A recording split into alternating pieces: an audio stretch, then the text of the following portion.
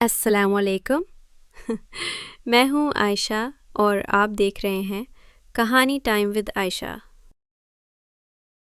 کراچی کے ایک مصروف بازار میں ایک سادہ مزاج نوجوان حذیفہ اپنی معمولی سی نوکری سے واپسی پر روزانہ ایک بزرگ فقیر کو دیکھا کرتا تھا۔ سفید داڑھی، کمزور ہاتھ اور پھٹی پرانی چادر، مگر اس کی آنکھوں میں عجیب سی چمک ہوتی تھی، جیسے وہ کچھ جانتا ہو جو دنیا کو نہیں معلوم۔ ایک دن حذیفہ کے دل میں خیال آیا کہ آج اس بزرگ کو کچھ زیادہ دے دوں۔ اس نے جیب سے 50 روپے نکالے اور آگے بڑھا۔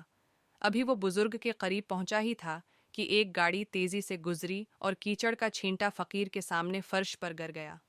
بزرگ نے مسکرا کر کہا، بیٹا، زندگی بھی کبھی کبھی ایسا ہی کرتی ہے، مگر یاد رکھو، جو اپنے دل کو صاف رکھے، اس پر پڑنے والی گندگی بھی خیر میں بدل جاتی ہے۔ حذیفہ ان کی بات سن کر حیران رہ گیا۔ اگلے ہی دن حذیفہ نے نوٹ کیا کہ وہ بزرگ ایک لفافہ تھامے بیٹھے ہیں۔ جب حذیفہ قریب آیا تو بزرگ نے وہ لفافہ اس کی طرف بڑھا دیا۔ یہ تمہارے لیے ہے، بیٹا۔ حذیفہ گھبرا گیا۔ بابا جی، میں آپ کو دینے آیا ہوں، لینے نہیں۔ بزرگ نے کہا، جو سمجھ آ جائے وہی بہتر ہوتا ہے، لے لو۔ حذیفہ نے لفافہ لیا، مگر اندر جھانک کر حیران رہ گیا۔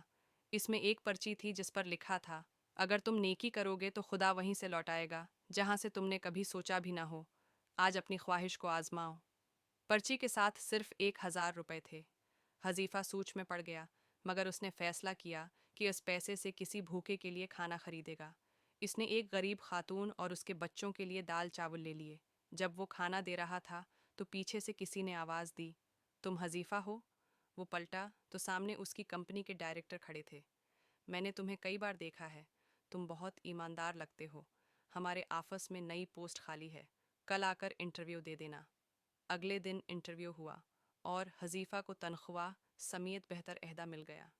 خوشی سے بھرا ہوا وہ بازار پہنچا تاکہ بزرگ کو بتائے، مگر وہاں کوئی نہ تھا، نہ چادر، نہ برتن، نہ کوئی نشان، جیسے وہ کبھی موجود ہی نہیں تھے۔